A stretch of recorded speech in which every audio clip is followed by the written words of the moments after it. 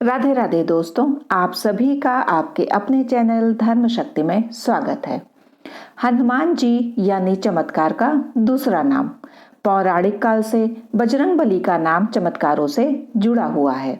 चाहे फिर सीने में बैठे राम जानकी के दर्शन करवाना हो या फिर लक्ष्मण जी को जीवित करने के लिए संजीवनी बूटी लाना हो, ना सिर्फ पौराणिक काल बल्कि कलयुग भी हनुमान जी के चमत्कारों से सजा हुआ है। हमारे देश में जगह जगह पर हनुमान जी के प्राचीन चमत्कारिक मंदिर है। इन्हीं में से एक है संगम किनारे लेटे हुए हनुमान जी का मंदिर। अपने आप में अनोखे इस मंदिर में हनुमान जी की प्रतिमा खड़ी हुई नहीं बल्कि लेटी हुई अवस्था में विराजमान है। आखिर क्या वजह है कि यहाँ हनुमान जी लेटी हुई अवस्था में हैं? संगम के किनारे स्थित इस मंदिर के बारे में कहा जाता है कि संगम स्नान के बाद यहाँ दर्शन नहीं किए तो स्नान अधूरा माना जाता है। तो आइए जानते हैं कि क्या हनुमान जी की इस प्रतिमा का रहस्य और कैसे हुई इस मंदिर की स्थापना। तो इस वीडियो को अंत तक अवश्य देखिएगा और यदि पसंद आए तो लाइक, शेयर और सब्सक्राइब कीजिएगा। विविध जनश्रुतियों एवं कपोल कल्पित तथा मनगढ़ंत कथाओं के आधार पर नित नई कहानियां खड़ी होती रहती हैं। इनमें से कुछ तो सत्य होती हैं, परंतु कुछ का तो कोई आधार ही नहीं होता।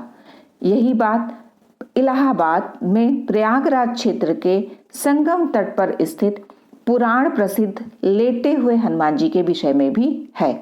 यह मंदिर धरती का एकमात्र मंदिर है जिसका विवरण पुराणों में विशद रूप से प्राप्त होता है। यही एकमात्र ऐसा मंदिर है जहां हनुमान जी के लेटे हुए रूप का विवरण मिलता है। अब आजकल तो अनेक मंदिर बन गए हैं जहां हनुमान जी को लेटा हुआ दर्शाया गया है। संभवतः महाराष्ट्र के औरंगाबाद के समीप महसमल में बना लेटे हुए हनुमान जी का विशाल मंदिर भी इसी श्रेणी में आता है। परंतु जो भी हो, पुराणों में ही एक ही लेटे हुए हनुमान जी के मंदिर का विवरण प्राप्त होता है और वह है प्रयाग क्षेत्र के संगम तट पर स्थित प्रयागराज, जिसे अब हम प्रयागराज के नाम से जानते हैं कि बड़े हनुमान जी का मंदिर ही है। जो प्रचलित कथा इस लेटे हुए हनुमान जी के मंदिर के विषय में प्राप्त होती है वह है कि एक बार एक व्यापारी हनुमान जी की भव्य मूर्ति लेकर जल मार्ग से चला आ रहा था। वह हनुमान जी का परम भक्त था। जब वह अपनी नाव लिए प्रयाग के समीप पहुंचा तो उसकी नाव धीरे धीरे भारी होने लगी तथा संगम के नजदीक पहुंचकर यमुना जी के जल में डूब गई। कालांतर में कुछ समय बाद जब यमुना जी के जल की धारा ने कुछ राह बदली तो वह मूर्ति दिखाई पड़ी। उस समय मुसलमान शासक अकबर का शासन चल रहा था। उसने हिंदुओं का दिल जीतने तथा अंदर से इस इच्छा से कि यदि वास्तव में हनुमान जी इतने प्रभावशाली हैं तो वह मेरी रक्षा करेंगे, यह सोचकर उसकी स्थापना अपने किले के समीप ही करवा दी। किंतु यह निराधार ही लगता है क्योंकि पुराणों की रचना वेद व्यास ने की थी जिनका काल द्वापर युग में आता है। इसके विपरीत अकबर का शासन 14वीं शताब्दी में आता है। अकबर के शासन के बहुत पहले पुराणों की रचना हो चुकी थी, अतः यह कथा अवश्य ही कपोल कल्पित, मनगढ़ंत या एक समुदाय विशेष के तुष्टीकरण का मायावी जाल भी हो सकता है।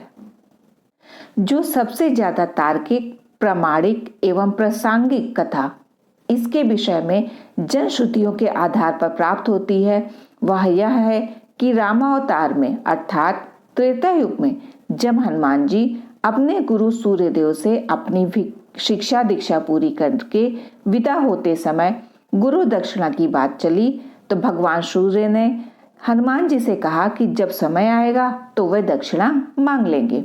हनुमान जी मान गए, किंतु फिर भी तत्काल में हनुमान जी के बहुत जोर देने पर भगवान सूर्य ने कहा कि मेरे वंश में अवतरित अयोध्या के राजा दशरथ के पुत्र राम अपने भाई लक्ष्मण एवं पत्नी सीता के साथ प्रारब्ध के भोग के कारण वनवास को प्राप्त हुए हैं। वन में उन्हें कोई कठिनाई ना हो या कोई राक्षस उनको कष्ट ना पहुंचाए, इसका आप ध्यान रखना। भगवान सूर्यदेव की बात सुनकर हनुमान जी अयोध्या की तरफ प्रस्थान हो गए। भगवान सोचे कि यदि हनुमान ही सब राक्षसों का संहार कर डालेंगे तो मेरे अवतार का उद्देश्य समाप्त हो जाएगा। इसलिए उन्होंने माया को प्रेरित किया कि हनुमान जी को घोर निद्रा में डाल दें। भगवान का आदेश प्राप्त कर माया उधर चली जिस तरफ से हनुमान जी आ रहे थे। इधर हनुमान जी जब चलते हुए गंगा के तट पर पहुंचे तब तक भगवान सूर्य अस्त हो गए थे। हनुमान जी ने माता गंगा को प्रणाम किया तथा रात में नदी नहीं लांघते यह सोचकर गंगा के तट पर ही रात व्यतीत करने का निर्णय किया। उन्होंने हनुमान जी के हृदय में अपने गुरु की आज्ञा का पालन का संदेश घुमड़ रहा था, अतः उन्हें नींद भी नहीं आ रही थी। वह आसन लगाकर ध्यानस्थ होकर विचारमग्न हो गए। इधर माया ने जब उन्हें ध्यानस्थ देखा तो वो डर गई, क्योंकि यदि प्रातःकाल हो गया तो हनुमान जी अयोध्या पहुंच जाएंगे तथा प्रण के दृढ़ निश्चय हनुमान जी अपना कार्य प्रारंभ कर देंगे। तो अचानक हनुमान जी का ध्यान टूटा। उन्होंने सोचा क्यों ना रात सत्संग में बिताई जाए। यह सोचकर वह ऋषि भारद्वाज के आश्रम की तरफ चल पड़े। अब माया और भी निराश हो गई। हनुमान जी भारद्वाज ऋषि के आश्रम पहुंचे। वहां वेद पुराण का व्याख्यान चल रहा था। हनुमान जी वहीं बैठकर कथा सुनने लगे। कथा में भारद्वाज ऋषि ने बताया कि कल यहाँ पर जगत के स्वामी तथा अयोध्या नरेश दशरथ के पुत्र के रूप में अवतरित भगवान राम गंगा को पार कर पहुंचने वाले हैं। हनुमान जी बहुत प्रसन्न हो गए। अभी उन्होंने गंगा पार कर अयोध्या जाने का विचार त्याग दिया तथा वहीं संगम के तट पर ही रहकर भगवान राम की प्रतीक्षा करने का निर्णय लिया। उन्होंने रात्रिकालीन आवश्यक कार्यों को पूरा कर हनुमान जी वहीं संगम के तट पर लेट गए और उन्हें नींद आ गई। इधर माया को भी अवसर मिल गया और उसने हनुमान जी को धर दबोचा। हनुमान जी घोर निद्रा में चले गए। इधर भगवान राम गंगा पार कर प्रयाग पहुंचे। उन्होंने हनुमान जी को सोते हुए देखा तथा उनको यह वरदान दिया कि इन सोए हुए हनुमान जी की मूर्ति के जो दर्शन करेगा उसे बिना किसी प्रयास के मेरी कृपा प्राप्त होगी। उस व्यक्ति को किसी तरह के भूत प्रेत या धोखा षड्यंत्र आदि का शिकार नहीं होना पड़ेगा। उसके सारे शत्रु स्वतः ही परास्त हो जाएंगे। इस तरह हनुमान जी को अमोघ वरदान देकर भगवान राम भारद्वाज ऋषि के आश्रम तथा अक्षय वट का दर्शन करते हुए आगे बढ़ गए। यह वरदान आज अक्षरशः सत्य हो रहा है। इस पुराण प्रसिद्ध सिद्ध हनुमान मंदिर का दर्शन निश्चित ही समस्त बाधा कष्ट अरिष्ट आदि को शांत करता है। इधर प्रातःकाल जब गंगा देवी ने देखा कि एक प्राणी उनकी तरफ ही पांव फैलाकर सो रहा है तो उन्होंने अपने आप को अपमानित महसूस करते हुए हनुमान जी को डुबो दिया। सूर्यदेव ने जब प्रातःकाल अपने शिष्य हनुमान जी की यह दशा देखी तो उन्होंने गंगा को शाप दिया कि तुम्हारा हृदय मैला है, जो अज्ञानवश तूने एक सीधे साधे प्राणी को दंड दिया। तेरा सम्मान करते हुए हनुमान ने रात में तुम्हारे ऊपर से होकर गुजरना उचित नहीं समझा और तुम दुर्बुद्धि उसे श्राप दे बैठी। जा, आज से तू प्राणियों के मरे शरीर एवं गंदगी ढोने वाली हो जाओ। गंगा नदी के दूषित होने से संसार के समस्त देव संबंधी एवं शुभ कार्य बाधित होने लगे। तब समस्त देवताओं ने मिलकर भगवान सूर्यदेव की पूजा अर्चना की।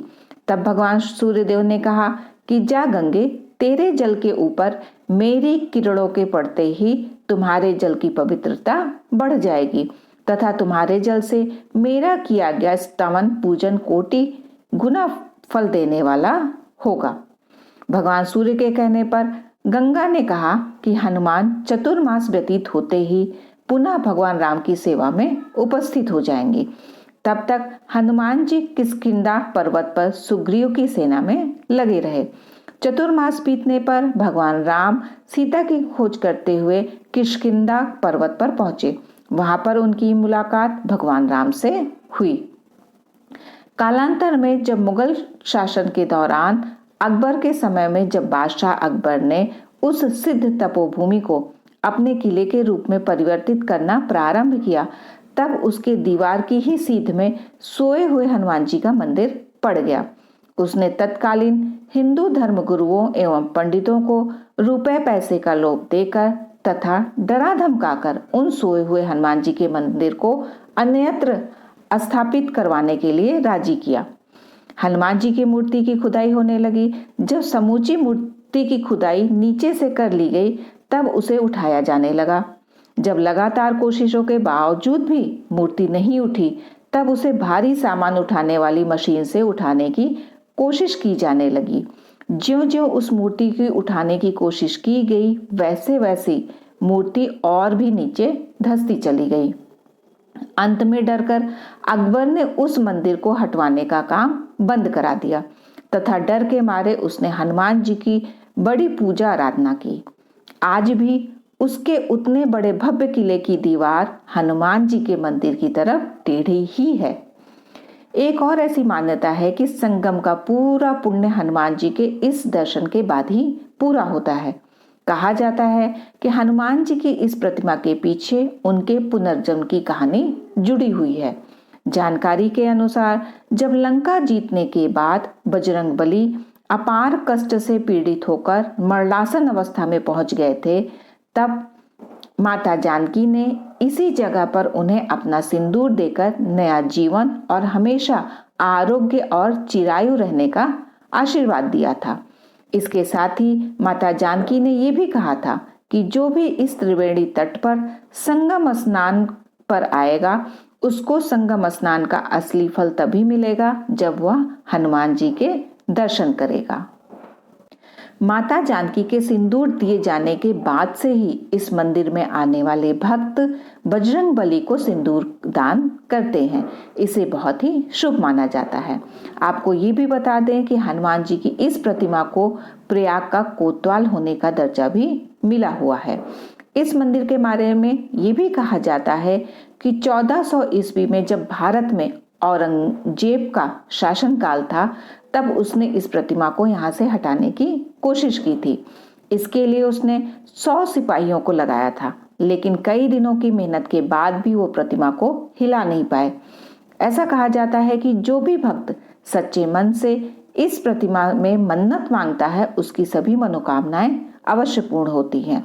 भक्त यहाँ पर मन्नत पूरी होने के बाद हर मंगलवार और शनिवार को झंडा निशान चढ़ाने के लिए जुलूस की शक्ल में गाजे बाजे के साथ आते हैं। एक और कथा मिलती है और माना जाता है कि हनुमान जी की यह विचित्र प्रतिमा दक्षिणाभिमुखी और 20 फीट लंबी है। माना जाता है कि यह धरातल से कम 6-7 फीट नीचे है।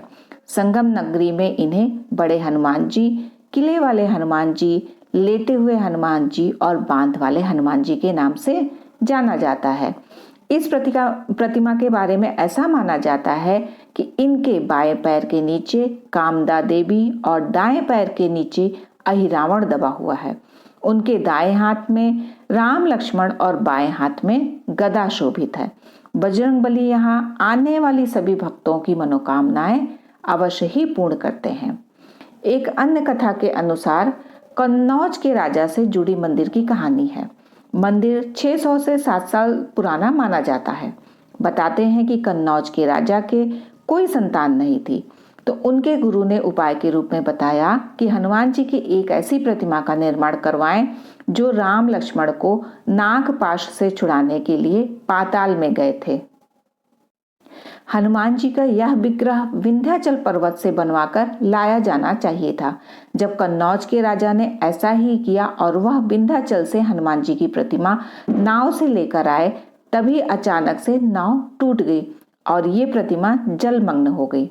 राजा को ये देखकर बहुत दुख हुआ और वो अपने राज्य वापस लौट गया। इस घटना के कई सालों बाद जब गंगा का जल स्तर घटा तो वहां धूनी जमाने का प्रयास कर रहे राम भक्त बाबा बालगिरी को ये प्रतिमा मिली। फिर उसके बाद वहां राजा ने मंदिर बनवाया। यदि ये वीडियो आपको पसंद आई हो तो वीडियो को लाइक करके शेयर और सब्सक्राइब अवश्य कीजिएगा। प्रेम से बोलिए बजरंगबली की जय, रामदूत श्री हनुमान जी की जय। राधे राधे दोस्तों।